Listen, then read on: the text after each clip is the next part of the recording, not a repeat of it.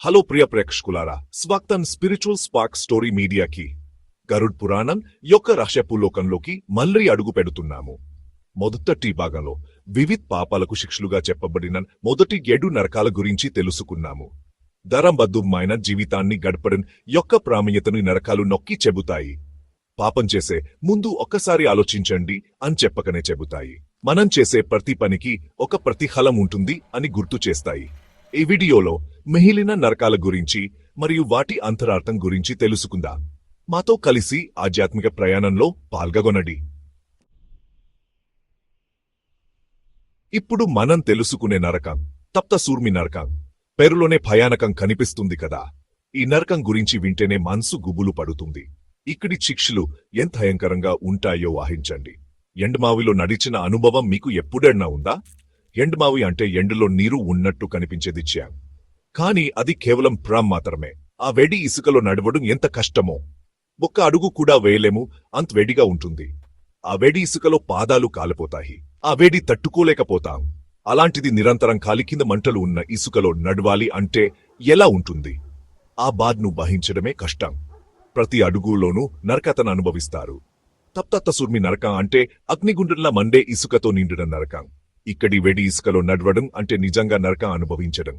ఈ నరకంలో శిక్ష అనుభవించేవారు తమ కర్తవ్యాన్ని నిర్వర్తించినవారు, తమపై ఆధారపడిన వారిని నిర్లక్ష్యం చేసినవారు, తల్లిదండ్రులు, భార్యాపిల్లలు వంటి వారిని లేదా తాం బాధ్యతలను తప్పించుకున్నవారు. ఇలాంటి వారు ఇక్కడ శిక్ష అనుభవిస్తారు. ఇక్కడ శిక్ష ఎలా ఉంటుందంటే ఖాళీ కింద మండే వేడి ఇసుక మీద నిరంతరం నడుస్తూనే ఉండాలి. ఆ వేడి ఇసుకలో పాదాలు కాలిపోతాయి. ఒక క్షణం కూడా విశ్రాంతి లేకుండా, ఎటువంటి ఉపశమనం లేకుండా నిరంతరం నడవాలి. పాదాలు వేడికి బొబ్బలు పుట్టి కాలిపోతుంటాయి. ప్రతి అడుగులోనూ నరకయాతన అనుభవిస్తారు. ఆ బాధను తట్టుకోవడం చాలా కష్టం. మరి ఈ నరకం మనకు ఏం బోధిస్తుంది? మన కర్తవ్యాలను నిర్వర్తించడం ఎంత ముఖ్యమో ఈ నరకం మనకు చెబుతుంది. మన కర్తవ్యాలను నిర్వర్తించడం, మనపై ఆధారపడిన వారిని చూసుకోవడం ఎంత ముఖ్యమో ఈ నరకం నొకకి చెబుతుంది. బాధ్యతలను తప్పించుకోవడం వల్ల కలిగే పరిణామాలను తప్తసూర్మి నరకం స్పష్టంగా తెలియజేస్తుంది. బాధ్యతలను తప్పించుకోవడం వల్ల కలిగే పరిణామాలను తప్తసూర్మి నరకం స్పష్టంగా తెలియజేస్తుంది. మన జీవితంలో కూడా బాధ్యతలు నిర్వర్తించపోతే ఎన్ని సమస్యలు వస్తాయో మన జీవితంలో కూడా చూడండి. బాధ్యతలు నిర్వర్తించపోతే ఎన్ని సమస్యలు వస్తాయో. తల్లిదండ్రులను చూసుకోకపోతే వారి కోపం ఎలా ఉంటుందో ఒక్కసారి ఆలోచించండి.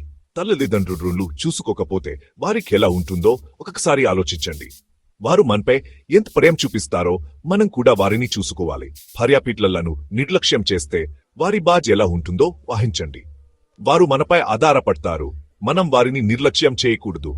కేవలం మానసిక నరకం అనుభవిస్తే పర్వాలేదు. కాని తప్తసూర్మి నరకంలో మాత్రం నిజంగానే మంటల్లో వేయించబడతారు. ఆ బాధను తట్టుకోవడం చాలా కష్టం. అందుకే మన కర్తవ్యాలను గుర్తించుకుని కర్మబద్ధంగా జీవిద్దాం. మన బాధ్యతలను నిర్వర్తించడం మనకు శాంతిని, సంతోషాన్ని ఇస్తుంది. ఇప్పుడు మనం చూడబోయేది వైతరలి నరకం. ఇది ఒక భయంకరమైన స్థలం. ఇక్కడికి వచ్చిన వారు ఎప్పటికీ బయటకు రారు. పేరు వినగానే ఒక విచిత్రమైన నది కట్ట ముందు కదలాడుతుంది కదూ. ఈ నది గురించి వింటేనే మనసులో భయం పుడుతుంది. అవును, ఈ నరకం ఒక నది చుట్టూనే తిరుగుతుంది. ఈ నది మనకు భయంకరమైన అనుభవాలను కలిగిస్తుంది. కాని ఆ నదిలో నీరు కాదు, రక్తం, విసర్జితాలు, చీము కలిసి ప్రవహిస్తుంటాయి. ఈ దృశ్యం చూస్తేనే మనసు కుదురుతుంది. లోహం, అవినీతి, అబద్ధాలు చెప్పడం, మోసం చేయడం వంటి పాపాలు చేసేవారు ఈ నరకంలో శిక్ష అనుభవిస్తారు. ఇక్కడికి వచ్చిన వారు తమ పాపాల ఫలితాన్ని అనుభవిస్తారు. ముఖ్యంగా పాస్వారం కోసం ఇతరులను మోసం చేసేవారికి నరకం తప్పదు. వారు ఇక్కడ ఎప్పటికీ శాంతి పొందరు. వైతర్లి నరకంలో శిక్ష అనుభవించేవారు ఈ రక్తపు నదిలో ఎప్పటికీ కొట్టుకోతూ ఉంటారు. వారి ఆత్మలు ఎప్పటికీ శాంతి పొందదు. నదిలో ఉండే మోసంటూ ఇతర జలచరాలు వీరిని కాటువేసి నరకయాతన అనుభవింపజేస్తాయి.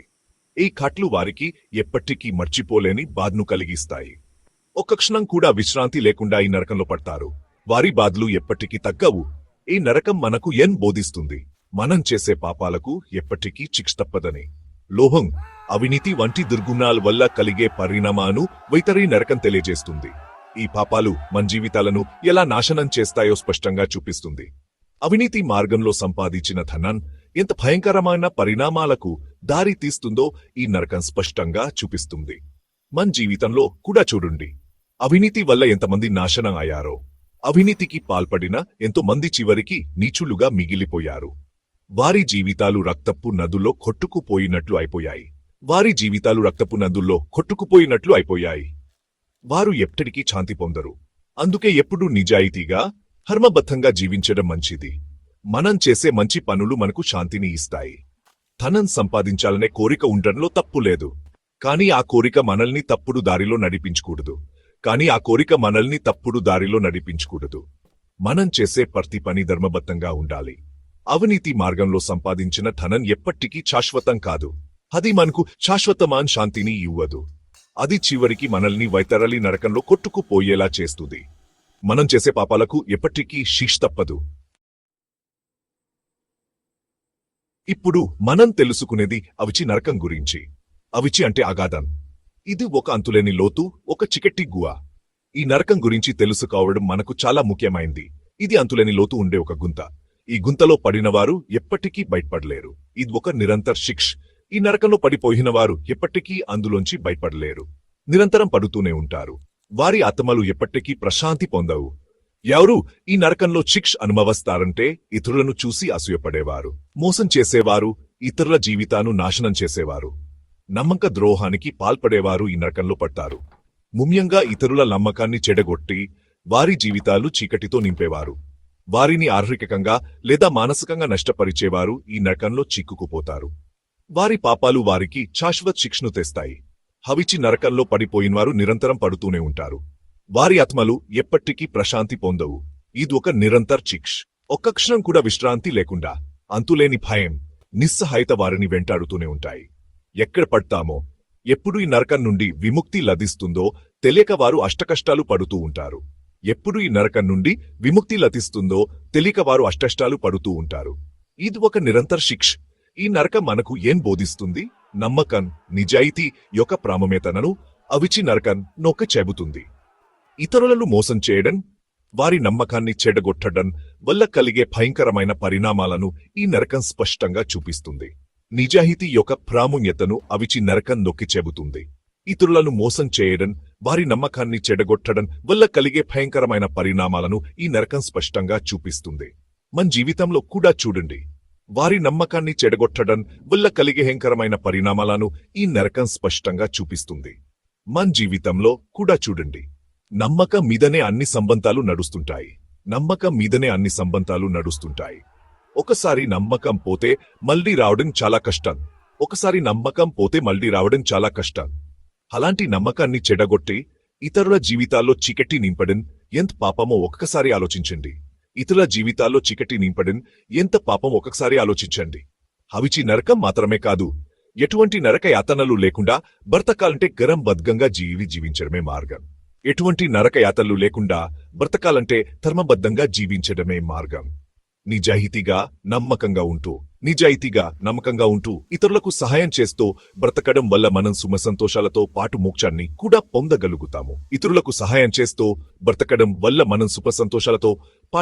కూడా పొందగలుగుతాము. ఇది మన జీవితానికి ఒక గొప్ప పాయం. ప్రతి నరకం కూడా ఒక పాహాన్ని బోధిస్తుంది. ధర్మబద్ధంగా జీవించడం యొక్క ప్రాముఖ్యతను నొక్కి చెబుతుంది. గరుడ్ పురాణంలో చెప్పబడిన నరక యాతనలు విన్నాక కూడా మనం తప్పులు చేస్తూనే ఉంటామా? పాప కార్యాలకు పాల్పడుతూనే ఉంటామా? ఒక్కసారి ఆలోచించండి. మన జీవితం అమూల్యమైనది. దాన్ని పాప కార్యాలతో నరకప్రాయం చేసుకోకుండా ధర్మబద్ధంగా జీవిస్తూ మోక్షాన్ని పొందేందుకు ప్రయత్నిద్దాం. గరుడ్ పురాణం ప్రకారం మనం చేసే పాపాలకు అనుగుణంగా మనం మరణానంతరం వివిధ నరకాలలో శిక్ష అనుభవించాల్సి ఉంటుంది. ఈ నరకాల వర్ణనలు మనల్ని భయపెట్టడానికి కాదు, బదులుగా మనం కర్మదత్తమైన జీవితాన్ని గడపడానికి ప్రేరేపించడానికి ఉద్దేశించబడ్డాయి. నరకం చాల్మలి. ఇది ఒక భయంకరమైన స్కలన్. ఇక్కడికి పంపబడిన వారు తీవ్రమైన శిక్షను అనుభవిస్తారు. ఈ నరకం పేరు సూచించినట్లుగా ఇది ఒక భయంకరమైన ముళ్ళ అడవి. ఈ అడవిలో అడుగు పెట్టిన ప్రతి ఒక్కరూ భయంతో వణుకుతారు. ఈ నరకం పేరు సూచించినట్లుగా ఇది ఒక భయంకరమైన ముండ అడవి. ఈ అడవిలో అడుగు పెట్టిన ప్రతి ఒక్కరూ భయంతో వణుకుతారు. ఇక్కడి వాతావరణం చీకటిగా భయంకరంగా ఉంటుంది. అడవి అంతా ముళ్ళతో నిండి ఉంటుంది. ప్రతి అడుగులోనూ ముండు మన శరీరాన్ని చిట్లిస్తాయి. ఈ అడవిలోని ప్రతి చెట్టు కూడా కొందగిన ముళ్లతో నిండి ఉంటుంది. ఈ ముళ్ళు చాలా పెద్దవి, చాలా పదునైనవి. ఈ అడవిలోకి ప్రవేశించిన వారు ప్రతి అడుగులోనూ ఈ ముళ్ళతో చిట్లిపోతారు. వారి శరీరాలు రక్తంతో నిండిపోతాయి. ఈ నరకానికి ఎవరు పంపొడతారో వారు ఈ మున్న చెట్ల మన్నగ్నంగా తెరగాసి ఉంటుంది. వారి శరీరాలు ముళ్లతో చిట్లిపోతాయి, రక్తం ధారగా కారుతుంది. ప్రతి అడుగులోనూ వారు తీవ్రమైన నొప్పిని అనుభవిస్తారు. ప్రతి అడుగులోనూ వారి శరీరాలు ముంటతో చిట్లపోతాయి, రక్తం ధారగా కారుతుంది. ఈ నరకంలో వారు అనుభవించే నొప్పి వర్ణాతీతం.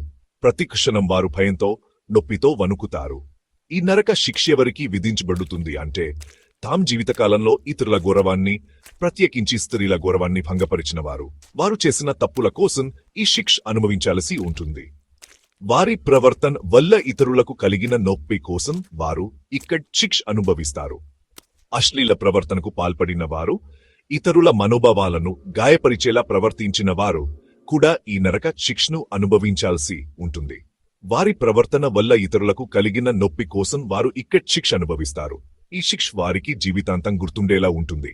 మనం మాట్లాడే ప్రతి మాట, మనం చేసే ప్రతి పని కూడా ఇతరులపై ప్రభావం చూపుతుంది అనే విషయాన్ని గుర్తుంచుకోవాలి.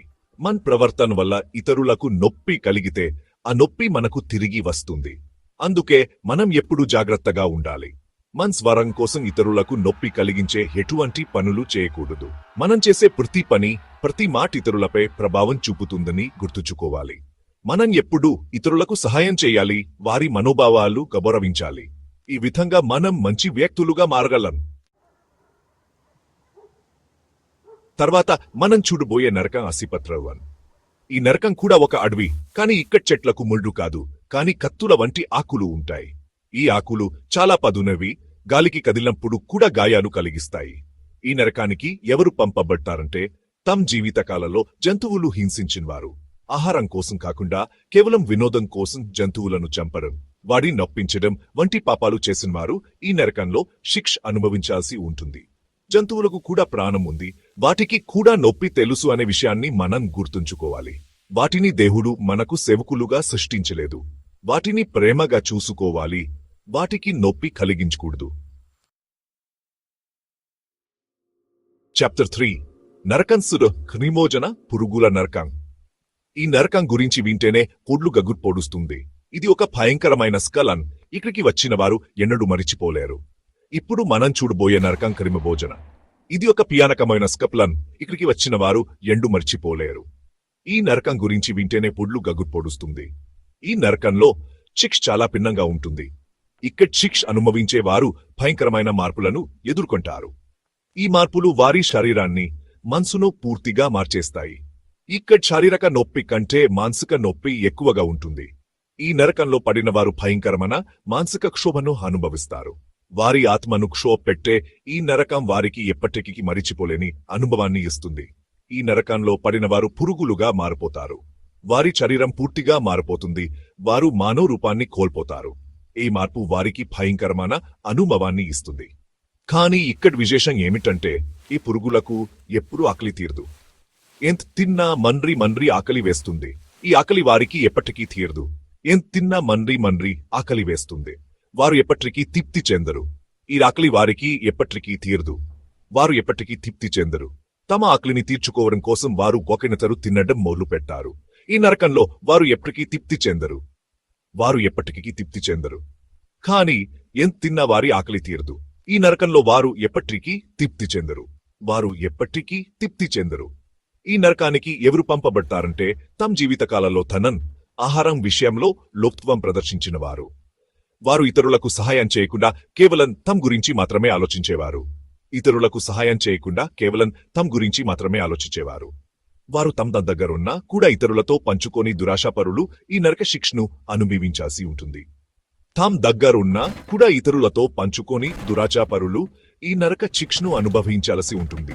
ఈ నరకం వారికి ఎప్పటికీ మరిచిపోలేని అనుభవాన్ని ఇస్తుంది. వారు ఎప్పటికీ తృప్తి చెందరు.